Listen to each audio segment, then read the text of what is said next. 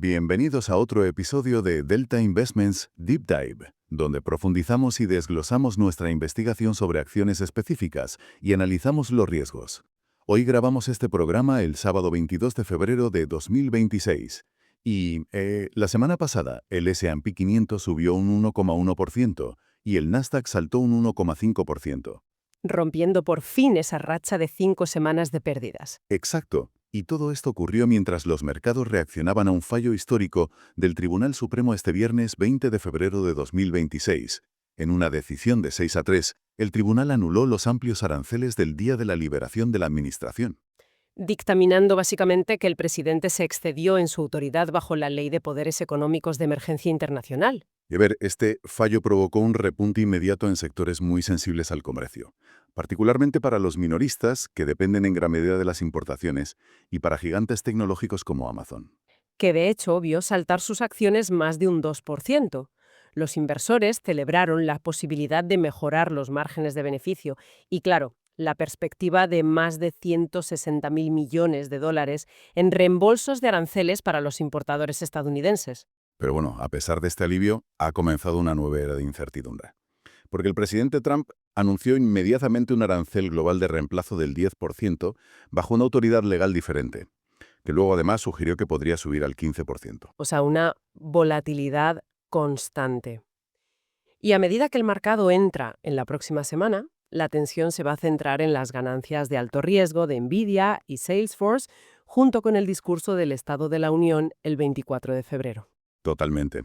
Y en medio de todo este panorama macroeconómico tan agitado, nuestra misión en la exploración de hoy es desentrañar la historia corporativa de un auténtico titán de los mercados emergentes. Hablamos de Sea Limited, el gigante tecnológico con sede en Singapur que domina el sudeste asiático y gran parte de América Latina. Su símbolo en bolsa es SE. Y fíjate cómo se relaciona todo este entorno macro con las noticias recientes de la propia empresa, porque Sea Limited ha pivotado recientemente hacia una estrategia de IA agéntica. Destacado sobre todo por una gran asociación estratégica con Google que se anunció justo el 19 de febrero de 2026. Eso es. Esta colaboración busca integrar inteligencia artificial avanzada en todo el ecosistema central de sí. Estamos hablando de desarrollar un prototipo de compras automatizado para Shopee, de mejorar drásticamente la productividad del desarrollo de juegos para Garena y de poner a prueba experiencias de pago agéntico para Money. Y aunque la acción terminó la semana en $115 cerrados, ha enfrentado una caída del 6,9% durante el último mes. Claro, porque el mercado está evaluando cosas. Los inversores sopesan estas innovaciones tecnológicas frente a la intensificación de la competencia, por ejemplo, de la azada de Alibaba, y el aumento de los costes operativos en mercados clave como Brasil. Así que la compañía se dirige ahora a un informe de ganancias crítico del cuarto trimestre programado para el 3 de marzo de 2026. Los analistas proyectan un crecimiento interanual muy significativo, con estimaciones de consenso en $0,90 de beneficio por acción sobre unos ingresos de 6.780 millones. Que supone un aumento del 36% respecto al año anterior, que se dice pronto. Una locura. Y a pesar de los recientes recortes de precios objetivo de firmas como Morgan Stanley, que lo bajó a 173, y BofA Securities a 150, por preocupaciones sobre los márgenes, el consenso más amplio sigue siendo de compra o compra moderada. Con un objetivo promedio a 12 meses de aproximadamente $181,49, sugiriendo un potencial alcista sustancial. Vale, vamos a desglosar esto en profundidad, porque para quienes nos escuchan, el punto de inflexión de esta empresa es asombroso. Es de esos casos de estudio que se darán en las escuelas de negocios. Hay que retroceder un momento al año 2022. Un año complicadísimo para el sector tecnológico en general. Sin duda. En aquel momento, Sea Limited reportó unas pérdidas netas de $1.670 millones. Era el típico modelo de la era de los tipos de interés a cero, donde la única prioridad era crecer, crecer y crecer, quemando billetes para captar cuota de mercado. Subvencionando envíos, regalando cupones, operando con márgenes negativos para asfixiar a la competencia. Exacto. Pero damos un salto a los resultados del año completo 2024 y el panorama es otro universo. Lograron cerrar el año con un beneficio neto de $444 millones. Pasar de perder más de 1.500 millones a ganar casi medio billón es un giro radical. Lo fascinante aquí es cómo se consolidó ese giro en los últimos datos que tenemos. Si analizamos los resultados del tercer trimestre de 2025, vemos que los ingresos totales alcanzaron los 6.000 millones de dólares. Eso es un salto del 38% interanual. 6.000 millones en un solo trimestre, operando principalmente en mercados emergentes. Es una barbaridad. Pero el dato clave no son solo los ingresos, es el EBITDA ajustado. Esa métrica que nos dice cuánto dinero genera realmente el negocio operativo antes de intereses, impuestos y depreciaciones. Alcanzaron los 874 millones de dólares, un incremento espectacular del 68% respecto al año anterior. Pero aquí hay una paradoja del mercado que me parece fascinante y que debemos explicar. Si miramos el beneficio por acción puro y duro de ese tercer trimestre de 2025, fue de 0,59 dólares. Y el mercado esperaba más, ¿verdad? Mucho más. El consenso de analistas preveía 1,02 dólares. Es decir, fallaron la previsión por un 42%.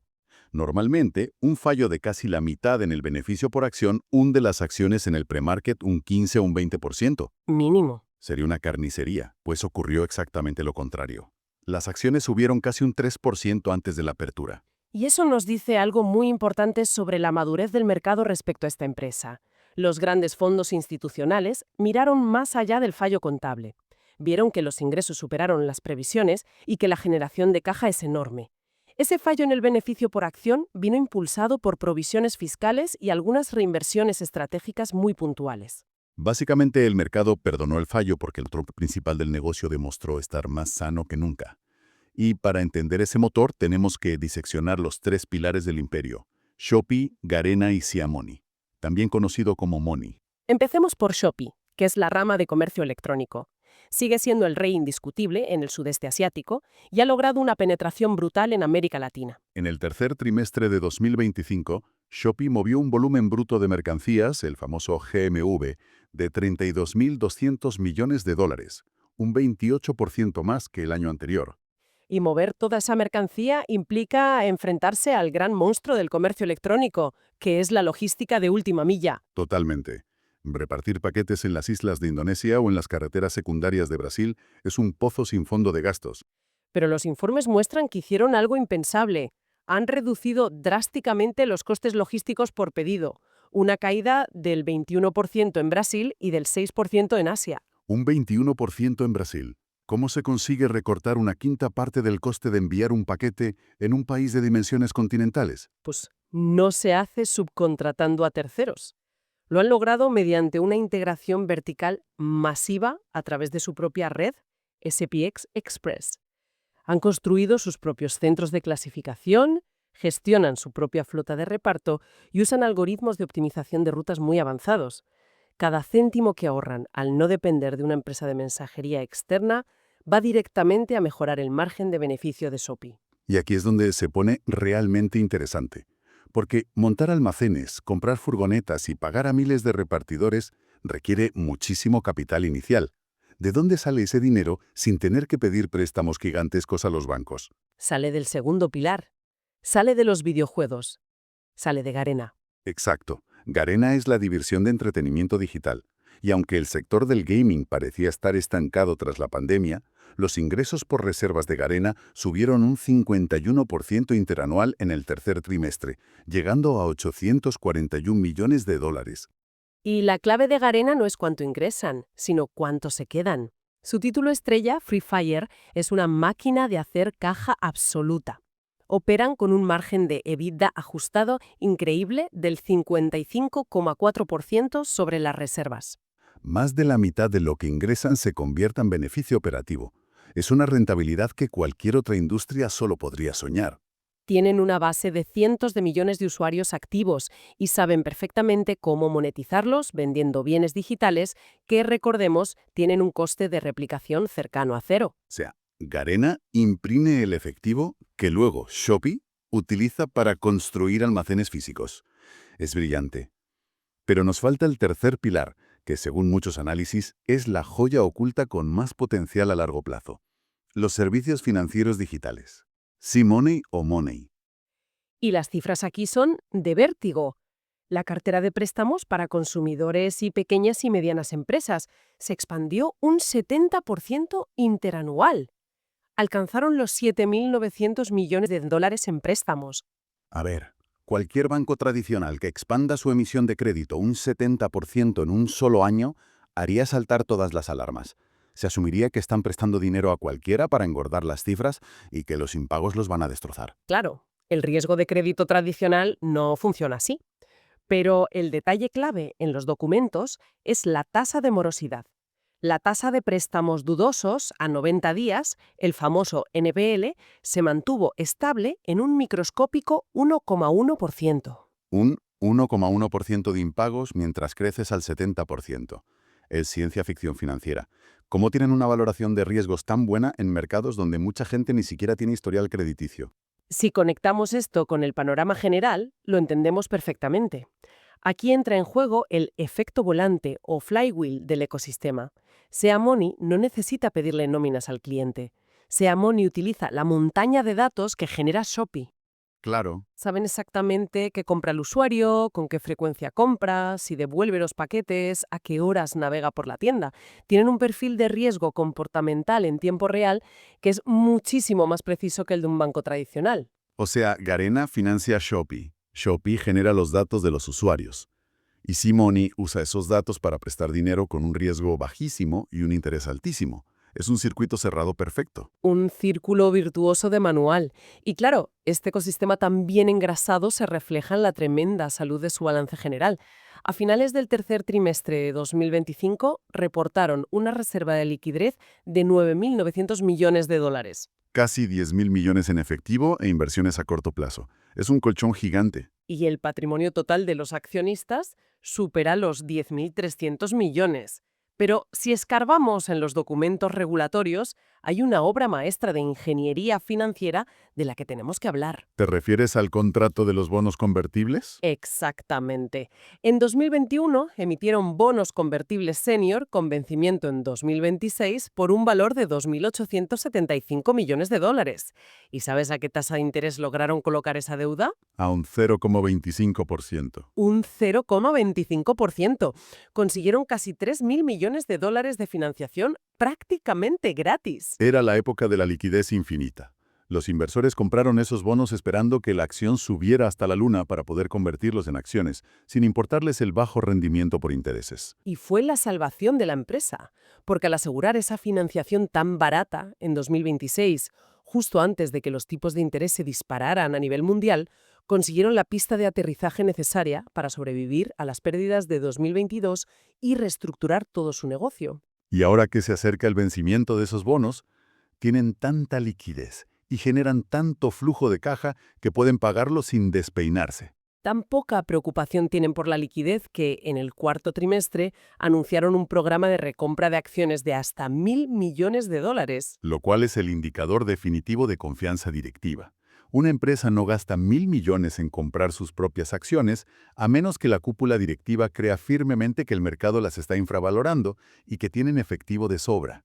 Han pasado de diluir al accionista para financiar el crecimiento a devolverle capital. Es el ciclo completo de madurez. Entonces, ¿qué significa todo esto? Es todo un camino de rosas a partir de ahora para SEA Limited, porque en el sector tecnológico bajar la guardia un segundo es letal. No, ni mucho menos es perfecto. Tienen amenazas existenciales llamando a la puerta. Y la guerra del comercio electrónico en su región principal es encarnizada. La mayor amenaza actual tiene nombre y apellidos: TikTok Shop. Buf, es que lo de TikTok Shop es un fenómeno digno de análisis. Tras absorber Tokopedia en Indonesia, casi cuadruplicaron su volumen en el sudeste asiático en 2024. Alcanzaron los 22.600 millones de dólares en volumen de mercancía. Ya controlan entre el 28 y el 35% del mercado en plazas absolutamente críticas como Indonesia. Y lo peligroso de TikTok es el modelo, el comercio social. Shopee es una plataforma donde entras cuando quieres comprar algo. Tienes una intención. TikTok te inyecta la compra impulsiva mientras estás viendo vídeos de entretenimiento. La fricción entre ver algo que te gusta y comprarlo es cero. Ese algoritmo impulsado por el entretenimiento es muy difícil de combatir. Y además de TikTok, tienen la presión constante de nuevos competidores que entran rompiendo precios, como Temu.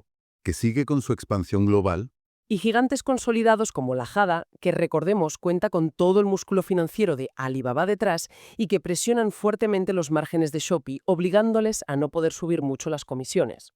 Y esto plantea una pregunta importante respecto a los factores que ni siquiera la mejor directiva puede controlar. Hablo de las vulnerabilidades macroeconómicas puras y duras. El riesgo de las divisas.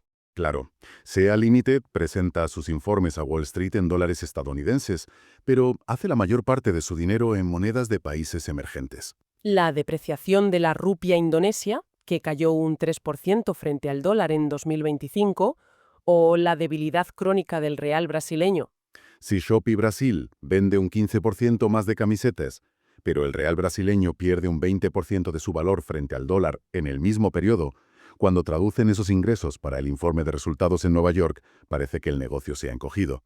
Es un viento en contra tremendo que erosiona los beneficios. Por eso el mercado tiene la vista puesta de forma casi obsesiva en el próximo informe de ganancias del cuarto trimestre y el año completo de 2025, que saldrá el 3 de marzo. Ese será el verdadero examen. Ahí veremos si la apuesta por esa inteligencia artificial agéntica junto con Google empieza a dar frutos defensivos reales frente a TikTok. En resumen, y para ir cerrando nuestra exploración de hoy, SEA Limited es el ejemplo perfecto de madurez corporativa en el sector tecnológico. Hemos visto cómo en una empresa pasa de una estrategia de crecimiento a cualquier coste a una disciplina operativa implacable. Creando un modelo de negocio que ahora sí es rentable y profundamente sostenible por sí mismo. Pero quiero dejar a nuestra audiencia con una reflexión final, un pensamiento provocador sobre el futuro de esta industria que no tiene una respuesta fácil. ¿Hacia dónde va el consumo masivo? Por un lado, tenemos el modelo del comercio social, impulsado por algoritmos de entretenimiento superadictivos al estilo TikTok, que podría obligar a plataformas transaccionales tradicionales como Shopee a tener que reinventarse por completo si no quieren quedarse obsoletas.